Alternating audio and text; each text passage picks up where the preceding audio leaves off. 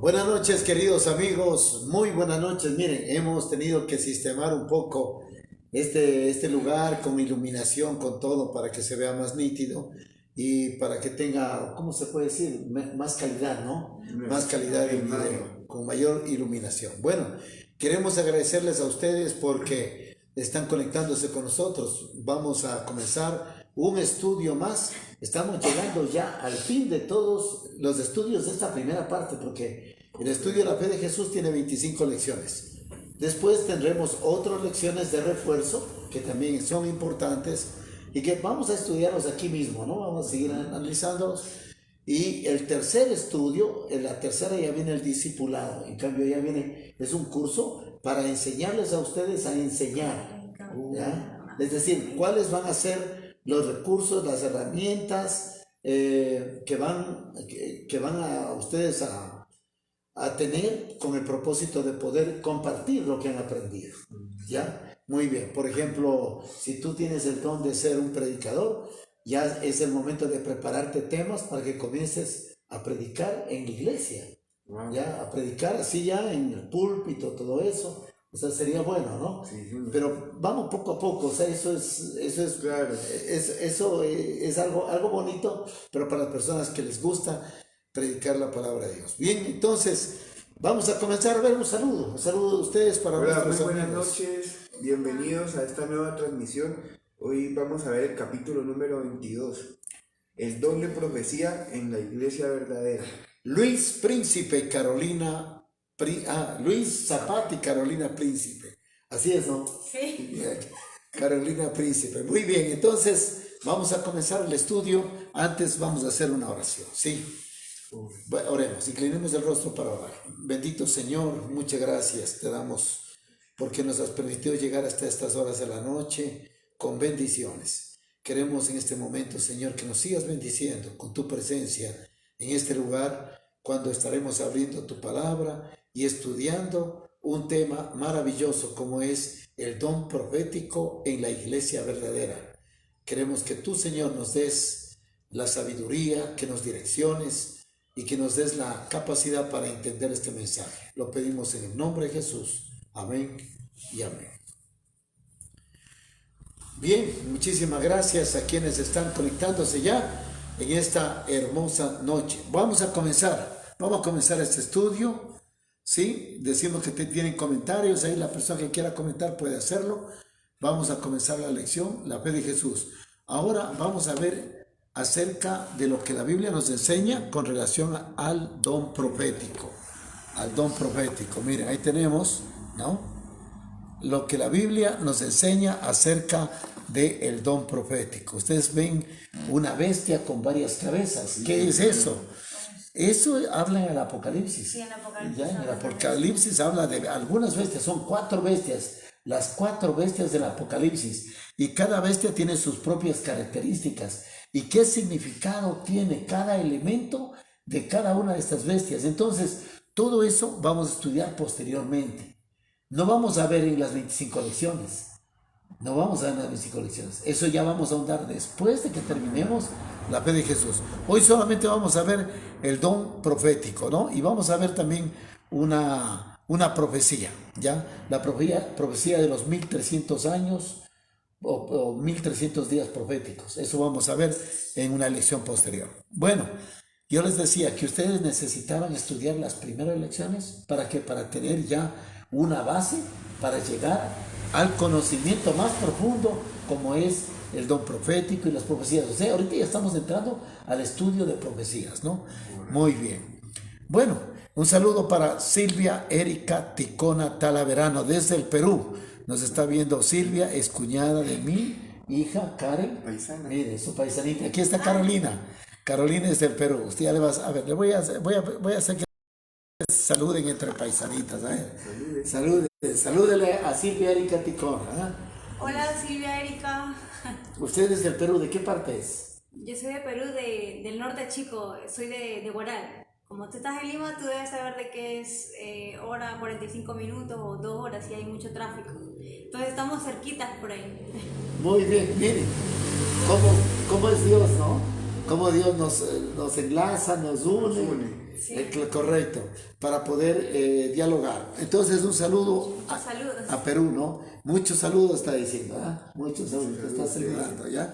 Muy bien. Gracias. Bien, un saludo a toda la familia, Silvia, un saludo a toda la familia. Muy bien. Vamos a ver lo que la Biblia nos enseña acerca del don de profecía. Bien, el don profético, un tema fascinante. La primera pregunta dice, ¿a quién revela Dios sus designios? ¿A quién revela Dios sus designios? Vamos a ver en el libro de Amós 3:7. Amós 3:7. Amós 3:7 en el Antiguo Testamento, ¿ya? Si miras, está medio oscuro por ahí. Sí.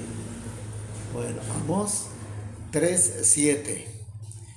Aquí nos revela algo, la palabra de Dios, algo interesante. Antes de que está.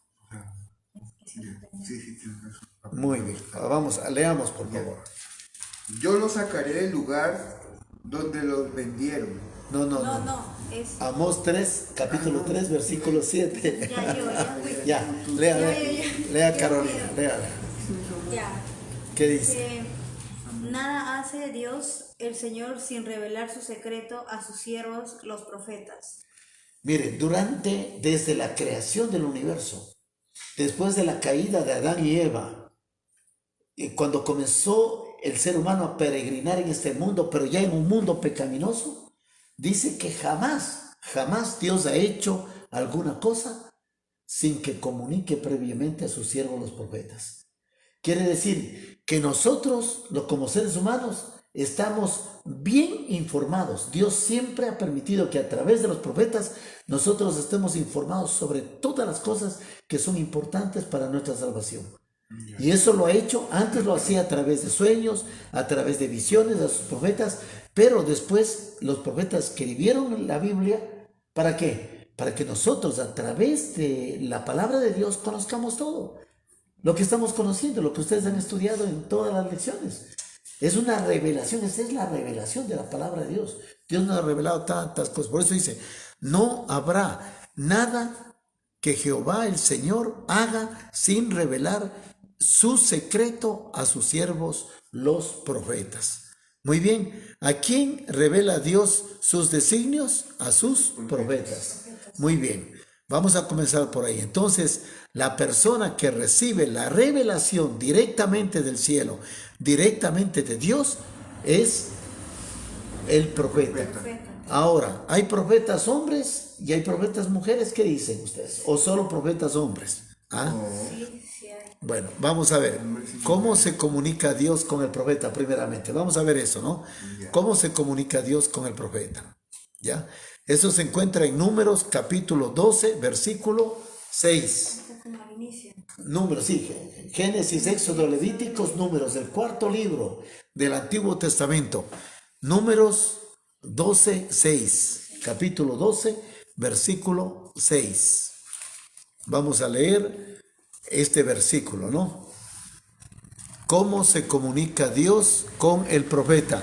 Mientras tanto, mientras encuentran ustedes el texto, yo voy a saludar a Yorimar Delgado. Yorimar, una linda noche. Se encuentra acá en Santo Domingo de los Colorados, Ecuador. Yorimar Delgado, gracias por conectarte a esta plataforma y también de participar con nosotros en este estudio. ¿Qué más? Ya. ¿Qué dice? Entonces, 12:6. Sí. Cuando se adelantaron los dos, les dijo, oigan ahora mis palabras. Cuando haya entre ustedes profeta del Señor, les apareceré en visión. En sueños hablaré con él. Miren, aquí la palabra de Dios ya nos revela de qué manera se comunica con sus siervos los profetas. Y él les dijo, oíd ahora mis palabras. Ahí está hablando Dios. Está hablando Dios. Oíd ahora mis palabras. Cuando haya entre vosotros profeta de Jehová, quiere decir, cuando Dios designe un profeta, a una persona le dé el don de profecía, ¿no? Dice, le apareceré en visión y en sueños hablaré con él. Quiere decir que Dios solamente a través de sueños y solo a través de visiones se comunicó con sus profetas. De ninguna otra manera, porque la Biblia no nos dice otra manera. Solo dice a través de sueños y visiones les hablaré a ustedes a través de mis profetas. Eso está diciendo. Sí. En otras palabras, nosotros que no somos profetas, ¿tenemos o no tenemos que respetar a los profetas de Dios? Claro. Sí. Las personas que recibieron la revelación por parte de Dios. Claro. Y aquellos que nos dicen, Dios me mandó, en visión me dijo esto, o en sueño me dijo esto. ¿Ya? Entonces, todos los profetas, es la característica del profeta de Dios. El profeta de Dios recibe la comunicación de Dios a través de sueños y visiones. ¿Ya? Muy bien. Entonces, vamos a poner la pregunta, ¿cómo se comunica Dios con el profeta? Mediante sueños y visiones. Mediante sueños y visiones. Perfecto. Muchas gracias, don Patricio. Me dice Erika, no hay de qué, mi querida, Silvia Erika, sí, Silvia Erika Ticona, no hay de qué, estamos siempre a la orden. Bien, entonces, miren, aquí está el profeta como dormido, Dios le duerme al profeta, puede ser en la mañana, en la tarde, el profeta tiene como un sueño y se duerme. Y el momento en que se duerme, comienza Dios a revelarle. Por ejemplo, en este caso, le está revelando las 4 bestias del Apocalipsis. Mire, ahí están las 4 bestias del Apocalipsis. Y aquí está Juan, él es Juan, porque Juan es el que escribió el Apocalipsis. Y el profeta Juan, en sueños, comienza a ver las bestias del Apocalipsis, ¿no? Cada una de las bestias con sus significados. Y él comienza a escribir. Y nosotros tenemos escrito en la palabra de Dios qué significados tienen estos sueños. Entonces, la palabra ahora sería, Dios revela a los profetas mediante sueños y visiones. ¿Ya pusieron? Ya está. Ya está, muy bien. Tercera pregunta, ¿puede una mujer ser profeta? Lo que les decía anteriormente, ¿puede o no puede una mujer ser profeta? ¿Qué dicen ustedes? Digo que sí. Veamos, que nos diga la Biblia, ¿no? Joel 2:28. Joel 2:28. Joel 2:28, ¿qué dice? Dice, después de esto derramaré mi espíritu sobre toda carne, sus hijos e hijas profetizarán, sus ancianos tendrán sueños y sus jóvenes verán visiones. Hasta los jóvenes, ¿no? Dice, y después de esto derramaré mi espíritu sobre toda carne y profetizarán vuestros hijos y vuestras hijas. Quiere decir que este don profético no van a recibir solo los hombres, sino también las mujeres, porque dice sus hijos y sus hijas, ¿no? Dice, vuestros ancianos también soñarán sueños y vuestros jóvenes verán visiones. Quiere decir que Dios puede convertir en profeta a cualquier persona. Claro, está diciendo hombre, mujer, viejo, joven. A cualquier persona puede convertir. Pero aquí está diciendo, y después de esto, ¿después de qué? O sea, aquí está hablando que en los últimos tiempos va a derramarse el Espíritu Santo. O sea, miren, en la Biblia tenemos registrado que solamente en 2 ocasiones se derrama el Espíritu Santo. En toda la historia de la humanidad, solo en 2 ocasiones. La primera ocasión ya se derramó. ¿Cuándo fue? Fue cuando Jesús ascendió al cielo, se despidió de los 2 apóstoles y Jesús les dijo, voy a mandar un consolador. ¿Se acuerdan? Voy a mandar un consolador, que es el Espíritu Santo, para que esté con ustedes y les acompañe. Y cuando Jesús se fue al cielo, los apóstoles quedaron solos. Y ellos tenían que comenzar, ¿qué cosa? Continuar con la obra que Jesús empezó en la tierra, como es la predicación de la palabra de Dios. Entonces, cuando vino el día de Pentecostés, dice que los discípulos recibieron el Espíritu Santo en forma de fuego. Dice que vino como lenguas de fuego y se posesionó el Espíritu Santo en cada uno de los apóstoles. Y por eso que desde ese instante los apóstoles pudieron, ¿qué cosa?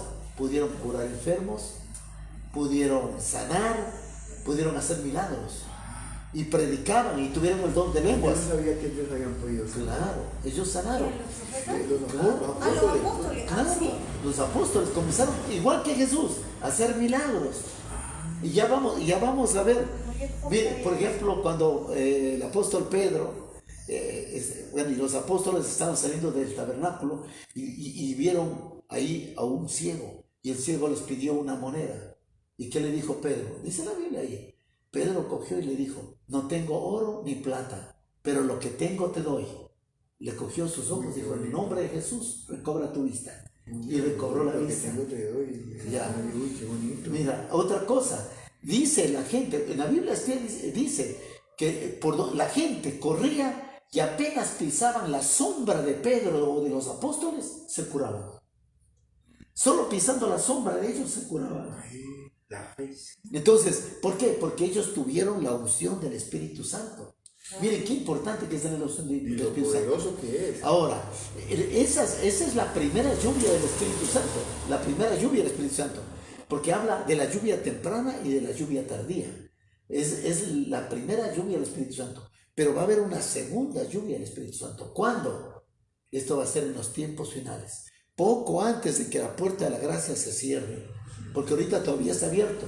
Mientras esté abierta la puerta de la gracia, todas las personas, cualquier ser humano, puede declararle su amor a Dios y puede unirse a Dios y puede unirse a ser parte del pueblo de Dios. Y puede salvarse cualquier persona. Lo que están haciendo ustedes. O sea, ustedes, porque todavía la puerta de la gracia está abierta. Pero va a llegar un momento en que esa puerta está poco a poco cerrándose. Y entonces, cuando ya falte poco para que se termine de cerrar la puerta, en la misericordia de Dios entrará mucho la compasión por muchas almas que todavía tienen que salvarse. Recuerden que la Biblia dice que los perdidos serán como la arena del mar. Claro. Que los perdidos van a ser como la arena del mar. Ya leímos. Es lo que significa, de todos esos miles de millones de personas, Dios todavía tiene misericordia. Dice, por lo menos rescataremos a alguien más. Entonces dice que ahí, a sus siervos, o sea, a nosotros, dice que vendrá una segunda lluvia del Espíritu Santo. Así como recibieron los apóstoles en lenguas de fuego el Espíritu Santo, nosotros también recibiremos el don del Espíritu Santo. Recibiremos ese poder, esa lluvia del Espíritu Santo, y comenzarán los niños a predicar. Y tú te acordarás toda la Biblia sin tener la Biblia en la mano, y comenzarás a predicar y predicaremos. Y mucha gente, escuchando la voz de Dios a través de nosotros, mucha gente se convertirá y miles de personas entrarán a través de la puerta de la gracia al reino de los cielos. Pero eso va a ser la parte final ya. O sea que es como se dice ahí, como que va a mandar como que el Espíritu Santo va a ser el refuerzo ya para allá. O sea, lo último, sí, el último chance. Exacto, el último chance. La última oportunidad. Ya... Mira, imagínate, entonces hay mucha gente que va a estar renegando contra Dios, que va a rechazar a Dios. 1 año, 2 años, 30 años, 40 años, 50 años, 60 años, rechazando a Dios, viviendo una vida mundana, una vida sin Dios. Pero va a llegar un momento en que escuche a un predicador, a un niño, y su corazón se enternezca, y de repente el Espíritu Santo va a hablar en su corazón, y él va a sentir ese deseo de arrepentirse de sus pecados, y va a entregarse a Dios en ese momento, y ese momento su nombre será inscrito en el libro de la vida. Y dentro de poco tiempo, se cerró la puerta de la gracia y ya no entraba nadie más. Ahí el libro de la vida, ¿qué va a pasar? Se cierra y dice que ni un nombre será agregado, ni tampoco borrado, ni quitado. Porque Dios pondrá un sello en ese libro que no lo podrá abrir nadie. ¿Hasta cuándo? Hasta el día de la redención. ¿Cuándo va a ser el día de la redención? El día del juicio final. ¿Cuándo va a ser el día del juicio final? Cuando Cristo venga por segunda vez a esta tierra con la sentencia en la mano, porque ya están juzgados. Los que están en el libro de la vida seremos perfectos, seremos transformados en un abrir y cerrar de ojos, y subiremos junto con los muertos en Cristo, subiremos a recibir a nuestro Señor en el aire, para vivir con Él para siempre, mientras que los impíos quedarán como estiércol en la tierra, hasta cuando venga una segunda vez, cuando después de los 1000 años bajemos. ¿Se acuerdan? Sí. Entonces, bueno, es bonito hablar de esto, pero lo importante es de que Dios levanta profetas, no siempre. Por ejemplo, ahorita no hay necesidad de que Dios levante todavía un profeta. Dios levanta profetas cuando es necesario, o sea, en momentos especiales. Por ejemplo, voy a poner un ejemplo. El pueblo de Israel, el pueblo de Dios, todo el pueblo de Israel estaba esclavo. ¿En dónde? Estaba viviendo por muchos años en esclavitud, en Egipto. Y el faraón los mandaba a hacer trabajos duros. Miren, entonces, pero llegó un momento en que Dios dijo, no, es necesario que liberemos al pueblo de Dios, a mi pueblo, lo voy a liberar de manos del faraón. Y así que levantó un profeta. ¿A qué profeta? A Moisés. Sí. Levantó a Moisés y le dijo, Moisés, te nombro a ti. Y le nombró como líder del pueblo de Israel. Levantó un profeta porque ese momento era necesario levantar un profeta para que este profeta, en nombre de Dios, hable con el faraón y le convenza al faraón a que libere a su pueblo. Y justamente sucedió. Le liberó al pueblo y el pueblo Israel. Entonces, Dios ha levantado un profeta cuando ha sido eminentemente necesario. No es que levante un profeta por cada gusto, vez, no es. por gusto. ¿Ya? ¿Me están entendiendo, Sí, no? sí, Muy bien. Y por ejemplo, como les dije, levantará profetas, todavía levantará profetas cuando estemos a punto de concluir, se cierre la puerta de la gracia. Para la salvación de muchas vidas, antes de que la puerta se cierre, antes de que sea la última oportunidad, entonces levantará profetas. Y seguramente nosotros, si Dios nos da ese don de profecía, usted, cualquiera de nosotros predicaremos la palabra de Dios de una manera maravillosa que ustedes no sabrán ni cómo hablan, pero hablarán con autoridad, hablarán con el poder de Dios mismo. Será maravilloso, ¿no? Entonces, muy bien. Hasta aquí está entendido, ¿verdad? Correcto. Muy bien. Vamos entonces. ¿Puede, digamos, el hombre? ¿Cuál era la pregunta? ¿Cuál era la pregunta? ¿Puede una mujer ser profeta? Ya. La pregunta es, ¿puede una mujer ser profeta? Miren, en la Biblia dice que hubieron algunas profetisa, ¿no? Tuvimos a Débora, tuvimos a Ana, tuvimos a Débora, a Ana, a Hulda, a Miriam, a Abigail. Son mujeres que fueron usadas por Dios como profetas. ¿Ya? Muy bien. Aquí tenemos también la última profetisa de los últimos tiempos que Dios levantó para levantar al pueblo de Dios, como es Elena de White. ¿Ya? Elena de White. Y van a ver, ¿cuándo se levanta Elena de White? Eso es lo que vamos a ver, lo impresionante. Cuando termina la profecía de los 1300 años, que concluye en el año de 1844, justo cuando termina esa profecía, nace Elena de White. O sea, que es impresionante. Ya vamos a estudiar, la siguiente lección creo que es sobre los 1300 años proféticos. Cuando vamos a estudiar lo que la Biblia habla acerca de la profecía de los 1300 años, entonces van a ver, vamos a hacer los cálculos, cuándo comienza y cuándo termina, porque la Biblia nos revela todo. Y cuando terminemos, veamos a ver que el 20 de octubre de 1844 termina el cumplimiento de esa profecía. Y ahí, sí, y ella en el año de 1844, ella nace y ella se convierte en, ella desde la niñez, desde la juventud comienza a tener sus sueños. Y comienza a tener sueños, como leyeron ustedes, vieron más de 2000 sueños. Y visiones que ella tuvo. Entonces ella tuvo sueños y visiones, como dice la palabra de Dios, que Dios revela a sus hijos a través de sueños y visiones. Estamos entonces bien, pero vamos a estudiar, ¿no? Ahora, ¿puede una mujer ser profeta? Respuesta, sí. Sí puede ser profeta, ¿ya? Bien, ahora vamos a ver el don profético y la iglesia verdadera, ¿ya? Porque miren, es otra cosa. No solamente nace Elena de White, sino que también en 1844 comienza a haber un movimiento cristiano que nace la iglesia adventista. O sea, la iglesia adventista es un movimiento que nace justamente al terminar la profecía, los 1300 años. Nace Elena de White y nace la iglesia adventista del séptimo día. ¿Qué les parece? Por eso decimos que la iglesia adventista no es que fue creada así porque así, no. Es un movimiento cristiano profético. O sea que antes de esa fecha no había una iglesia que siguiera la palabra del Señor, ¿cierto? Como dice la Biblia. Les voy a explicar un poquito, ¿ya? Recuerden que hay otra profecía. La profecía de los 1300 años es una, pero hay otra profecía de los 1260 años. ¿Qué nos dice en esa profecía de los 1260 años? Que también vamos a estudiar posteriormente, pero ahora les adelanto algo. Dice que la iglesia de Dios, el pueblo de Dios, va a ser perseguido. Y dice que Satanás, el dragón, en este caso, con la gran bestia, le da poder a la gran bestia para perseguir a su pueblo. Y es así que vamos a ver que la gran bestia se levanta con furor y comienza a atacar a los cristianos. Y nosotros vemos las páginas negras de la Iglesia Católica a través de una institución llamada la Santa Inquisición. Comenzó a matar millones de cristianos.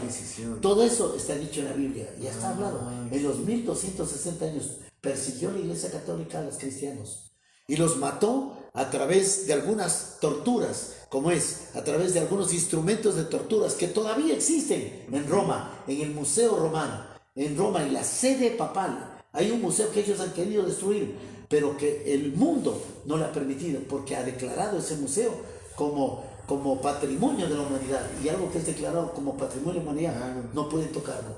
Y todavía existen en ese museo. Yo fui a Roma, yo vi ese museo y vi todavía el cadalso, la mazmorra, el mazo, la guillotina, la punta de acero, donde le levantaban a los cristianos así, con una polea, y cuando estaban altos le lanzaban y caía de nalga en una punta de acero. Y lo desmembraba todito y que les llegaba hasta el pecho. ¿Y todavía existe ese lugar? Existe eso, todavía existe. Tiene como Ya. museo, como Hay una silla, a la iglesia. una silla de madera, se me apagó el foco. O sea, eso fue algo ya... Hay una silla, ¿no? Esa manera de matar. hay una silla donde te sientas, te amarran aquí con correas de madera, ¿no? Te amarran con correas, no. Aquí viene una cabecera, aquí viene de hierro, una platina de hierro que va directo a la cabeza, y atrás hay una como llaves, que ellos cada vez van cerrando, van apretando hasta despedazar. Como torniquete, pero de hierro, van haciendo así, hasta que se le explota el cerebro, la persona en vivo. Otra tortura, esas torturas se encuentran.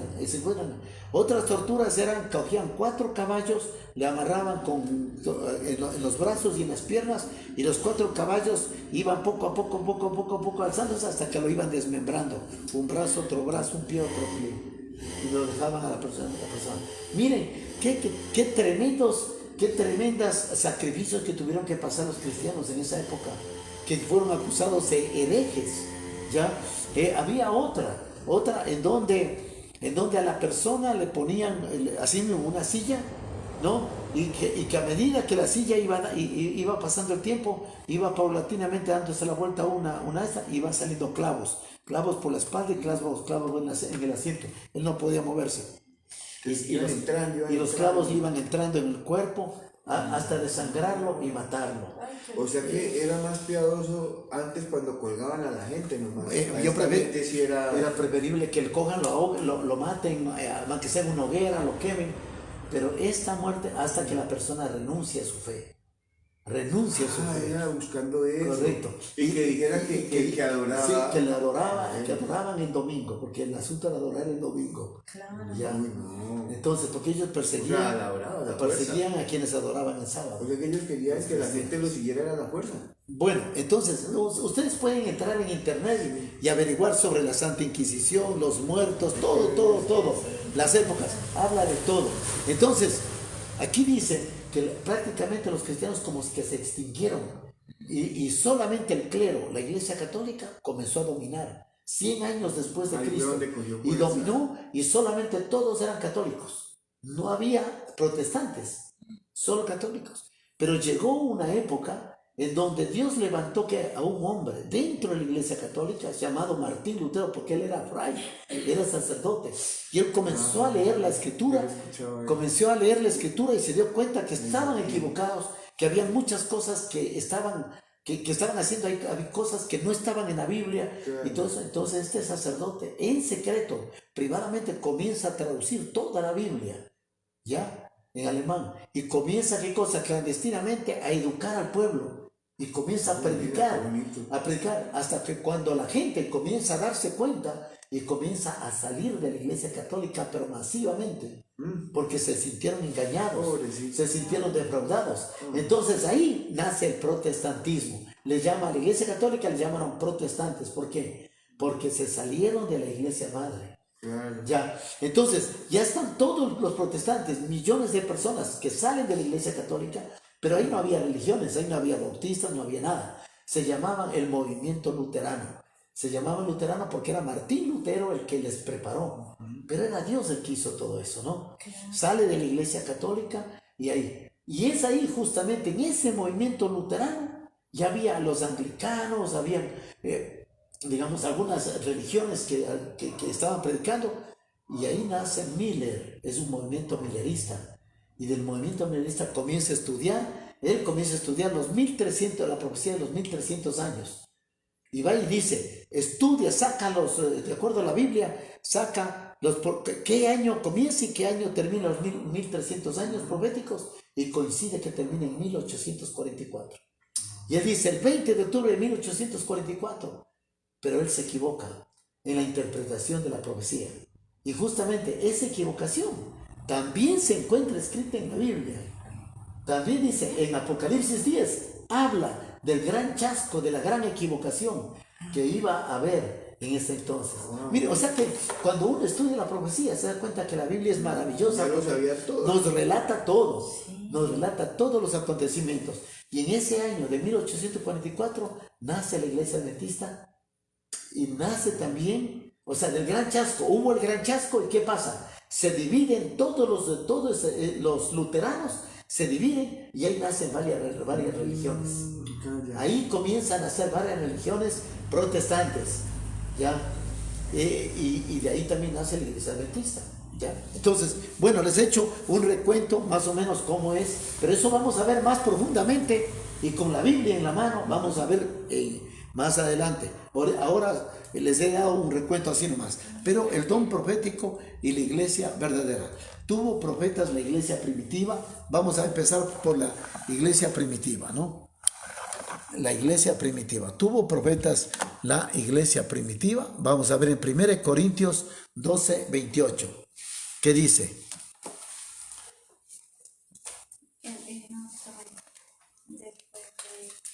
Estoy que me seco la garganta.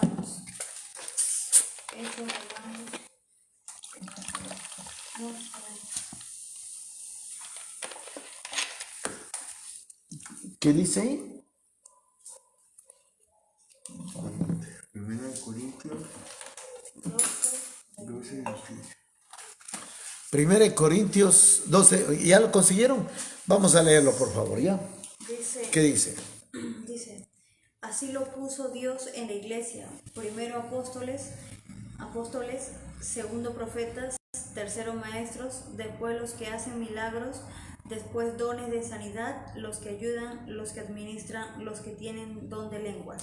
Mire, aquí dice, o sea, Dios nombró, dice, ¿qué cosas nombró Dios? Para la iglesia, dentro de la iglesia. Primeramente apóstoles, los 12 apóstoles de Jesús. Luego dice profetas, o sea, los que recibieron la revelación directamente de Dios.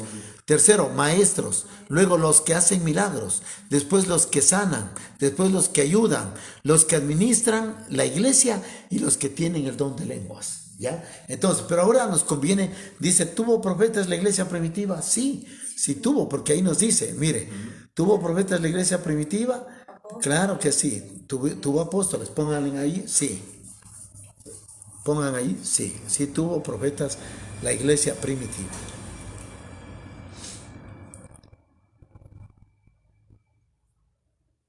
Ahora sí, estamos entrando ya en la fase que nos corresponde. ¿Qué estaba predicho acerca del don profético en la iglesia verdadera? ¿Qué estaba predicho? Apocalipsis 12, 17. Es decir, que en este momento la Biblia nos va a revelar que en los últimos tiempos, cuando comience el fin, es decir, cuando les conté a ustedes, en el año 1844, ahí dice que va a haber una profeta, va a haber un profeta. ¿Ya? Vamos a ver, Apocalipsis 12, 17, ¿qué dice?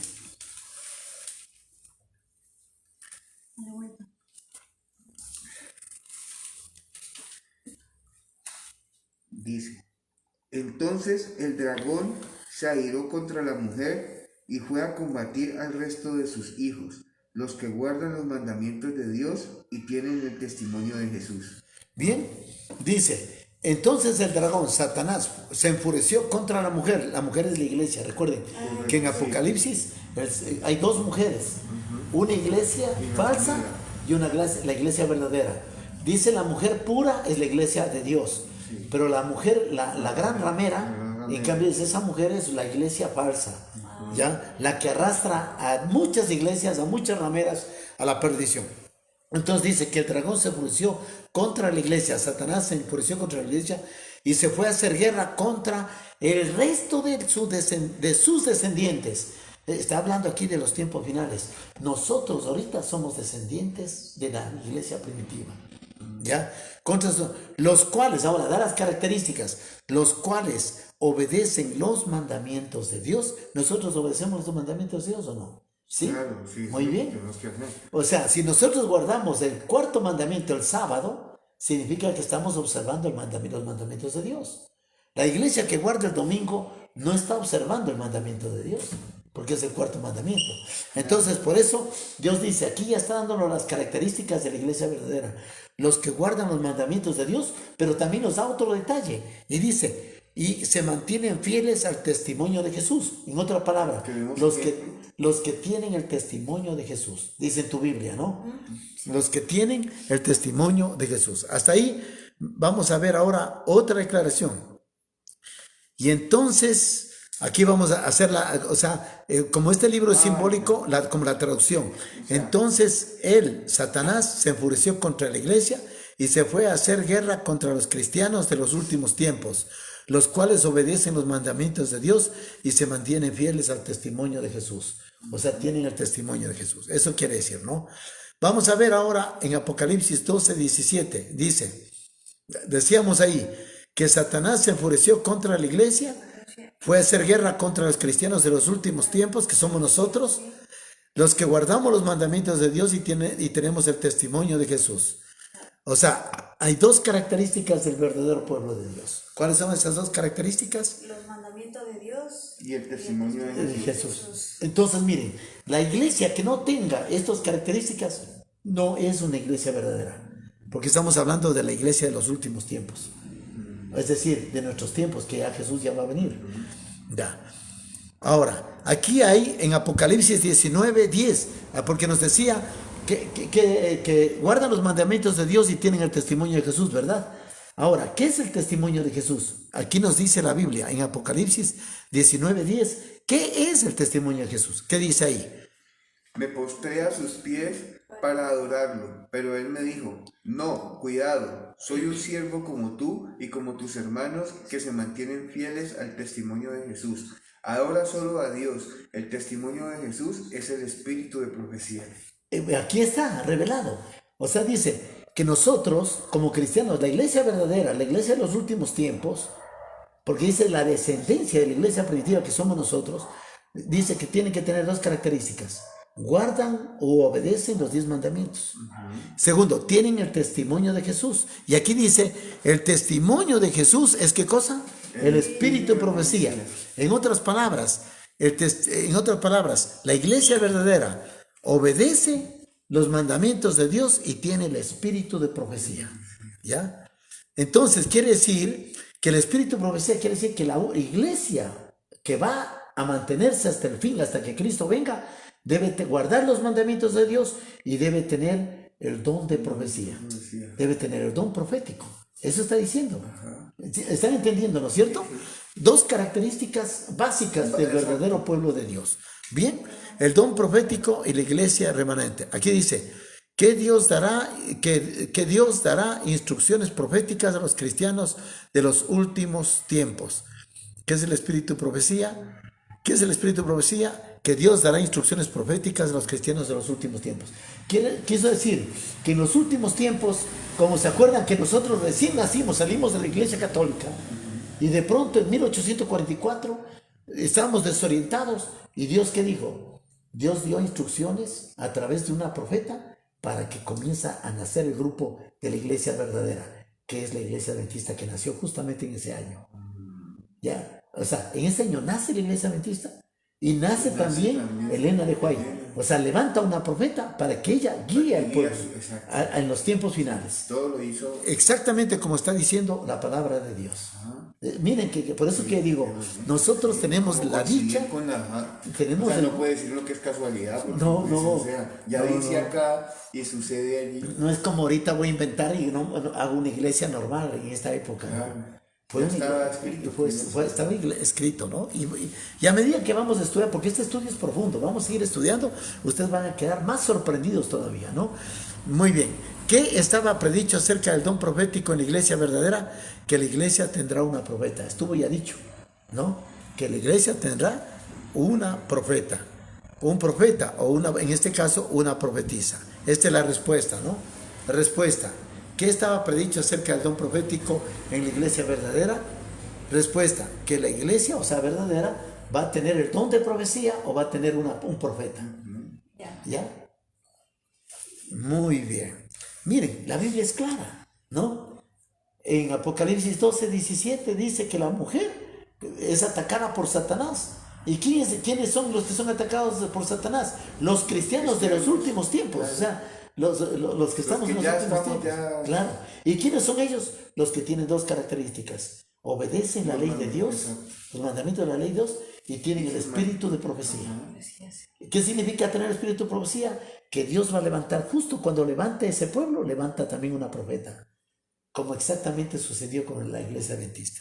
Hasta ahí estamos bien, ¿no es cierto? Sí. Bien. Ahora, 6. Escuchen, 6. ¿Qué dice? La promesa del El don profético se cumplió en la iglesia adventista en la persona de Elena de White. Ahora, vamos a ver algo con relación a esto, ¿sí? La promesa del don profético se cumplió en la iglesia adventista en la persona de Elena de White. Respuesta sí. Pónganle en sí. ¿Sí? Muy bien. Bien. Ahora, aquí hemos terminado la lección. Hemos terminado la lección, ¿verdad? Ahora vamos a entrar a los pactos. Vamos a hacer los pactos y vamos a ir explicando algo más en la parte final, ¿no? Primera de Tesalonicenses 5:20 dice, ¿qué dice? Que dice que nosotros no desprecien las profecías ni rechacen a sus profetas. Leamos Primera de Tesalonicenses 5:20. Si tienen ustedes, léanlo, por favor. Lean. Primera de Tesalonicenses.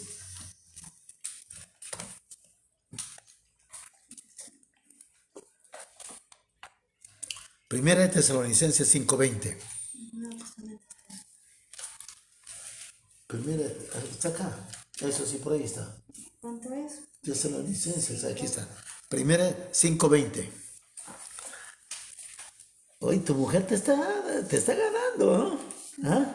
Es Más que fuerte. ella sabía. Ah, sabía, Antes ella está- sabía. Ya está recordando. Allá. Ah, Ella ya. sabía manejar la Biblia. Mira, ya está llegando o sea, otra vez. comenzó a activar la... Porque ella me dice, está antes de tal cosa, ya ella como que se está acordando. Pero bien, tú también igual, no te que estás quedando atrás. ¿Ah? Bien, Primera de Tesalonicenses 5:20. Lea, vecina Carolina. ¿Qué dice? 5:20 Sí. dice, no menosprecien las profecías.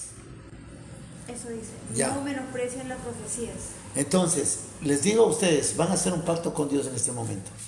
Ustedes No, esto más adelante. ¿Ustedes van a apreciar a las profecías?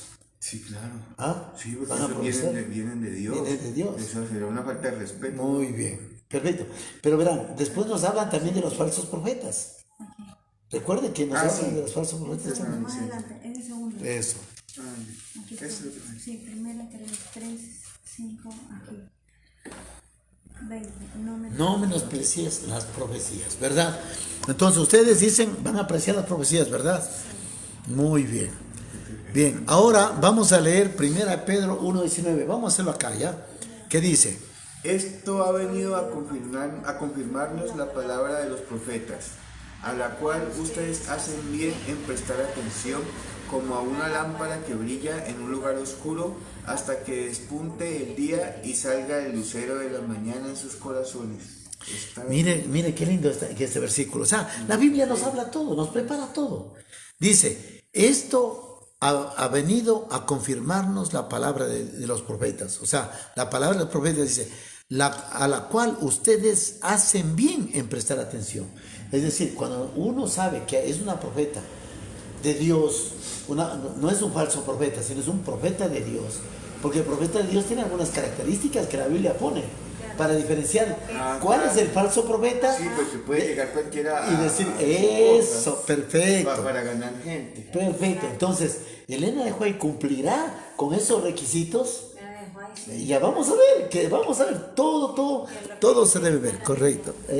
Todo está escrito en la Biblia, ¿no?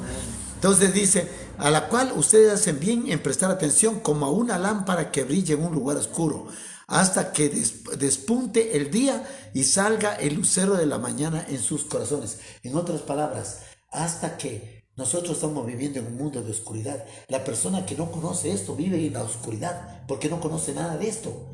Pero cuando comienza a estudiar la palabra de Dios, es como es que si una luz, la luz del conocimiento, viene a nuestra mente. Por ejemplo, ustedes ya están sabiendo, y es como es que despunte el lucero de la mañana en sus corazones. Nace Cristo en sus corazones. El lucero de la mañana es Jesús. Porque dice que la segunda venida de Jesús será como el lucero de la mañana. Dice que vendrá como el lucero de la mañana. Se habla de Jesús.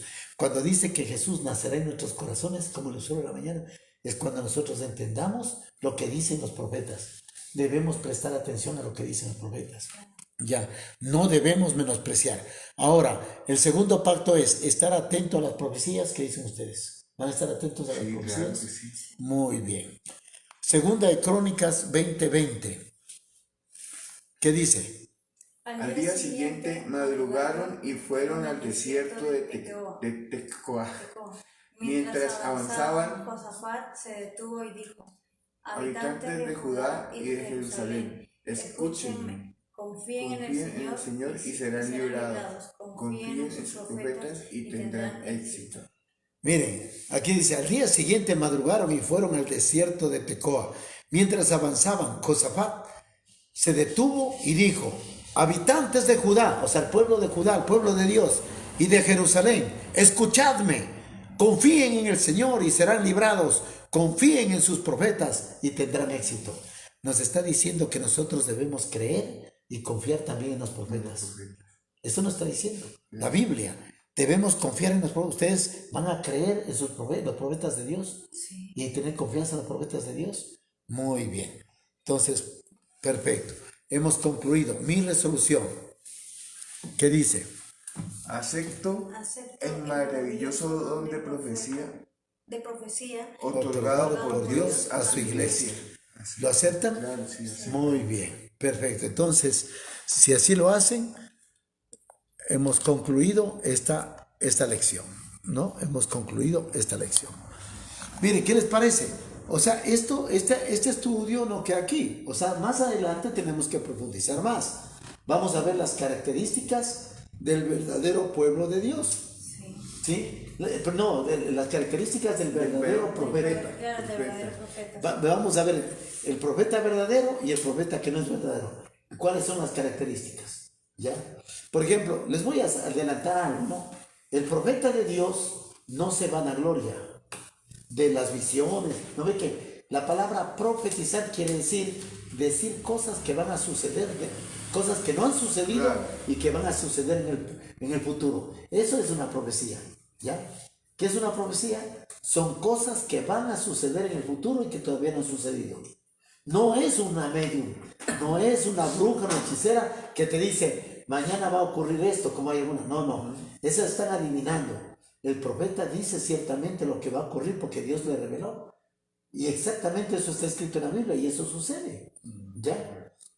Entonces, miren, en la Biblia hay muchas profecías que se han cumplido. Por ejemplo, hace miles de años, Jesús dijo a sus discípulos, antes de la venida de Jesús va a suceder esto, terremotos, guerras, pestes, hambres, se levantará nación contra nación, reino contra reino, habrá inmoralidad, los hijos serán desobedientes a los padres. O sea, habló de todo, de donde se multiplicará la maldad, la ciencia aumentará, y todo eso ha sucedido, se ha cumplido. ¿Por qué? Porque la palabra de Dios se cumple todas las profecías que se dicen en la Biblia, ¿no? Entonces, miren, al concluir esta lección, como les dije, vamos a ver una característica, por ejemplo, de el profeta verdadero. El profeta, todo lo que dice el profeta debe guardar armonía con lo que dice la palabra de Dios. Esa es una característica. O sea, cuando el profeta dice algo, no debe contradecir a lo que dice la Biblia. Por ejemplo, si sale un profeta y de repente dice, no, la ley de Dios ya está borrada, ya está anulada, ese profeta sabemos que es un falso profeta porque no guarda lo que él dice, no guarda armonía con lo que dice la palabra de Dios. Porque lo que está escrito se Correcto, Sí, una característica. nadie puede borrar. Segunda característica, los profetas, los que dicen el falso profeta, se enaltece a sí mismo, se vanagloria por lo que él dice. En cambio, el profeta verdadero son personas humildes que ellos dicen, mire, Elena de White dice 44 libros que ha escrito del Espíritu de Profecía, son libros del Espíritu de Profecía, libros bien estructurados, libros que están ayudando a mucha gente, y sin embargo ella no se atribuye como ser la autora. Ella dice, es Dios el autor de esas obras. ¿Así? Porque ella simplemente fue inspirada por Dios a través de sueños y visiones, y ella escribió como todos los profetas. Entonces ella dice que Dios es el autor de esas obras, no ella. ¿Ya? Entonces miren, otra cosa más, es humilde y obediente a Dios. Obedece a Dios y todo eso. Dos, es la segunda característica de un verdadero profeta. Mientras que los demás se enaltecen a sí mismos. ¿Ya? Esa es otra. Otra cosa. La vida de la profeta guarda, digamos, es un testimonio viviente de lo que dice la palabra de Dios, como debe ser un hijo de Dios. La vida debe ser un siervo, pero fiel a Dios, un siervo verdadero a Dios. Debe guardar los mandamientos, debe hacer todo lo que Dios le pidió. No, porque si Dios lo escogió como profeta es porque es una persona íntegra delante de él.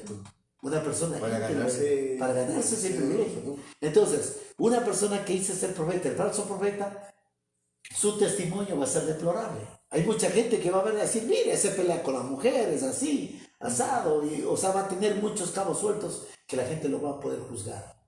En cambio, un profeta no van a tener cómo juzgarlo, porque esa persona vivió una vida íntegra delante de Dios. ¿Ya? ¿Qué les parece? Más o menos esos son, en regla general, y el Elena de White cumplió con todos esos requisitos. Mire, se me está apagando, me está diciendo ya despídete. Eso me está diciendo el foco, ¿no? Mira, bueno, vamos a despedirnos, vamos a hacer una oración y vamos a despedirnos. Vamos a orar por Silvia Erika Ticona y Yorimar Delgado, ¿ya? Y también por todas las personas que se integran y se van a integrar en lo posterior a este mensaje. Vamos a orar. Queremos, amado Padre, en estos momentos agradecerte porque nos has permitido estudiar tu palabra. Sabemos, Señor, que la Iglesia Adventista del Séptimo Día, de acuerdo a como dice tu palabra, guarda los mandamientos de Dios, cumple tus mandamientos y también tiene el testimonio de Jesús. Es decir, tenemos el don profético que tú has puesto en las manos de tu Iglesia, Señor. Permítenos que nosotros sigamos recibiendo esa luz y sigamos proporcionando esa luz a las personas que no la tienen. Es decir, que podamos predicar el Santo Evangelio con fuerza, con vehemencia, porque el tiempo del fin está cerca. Tu venida está cerca, Señor, y queremos preparar a muchas personas para el reino de los cielos. Señor, bendícenos en esta noche, bendice a Yorimar Delgado, bendice a Silvia Erika Ticona y a toda su familia allá en el Perú, bendice a tu iglesia, bendícenos a todos, Señor. Te lo pedimos en el nombre de Jesús. Amén y amén. Amén. Muchísimas gracias, nos despedimos, ahora sí, les decimos hasta pronto, felicidades, hasta pronto y será hasta una próxima oportunidad.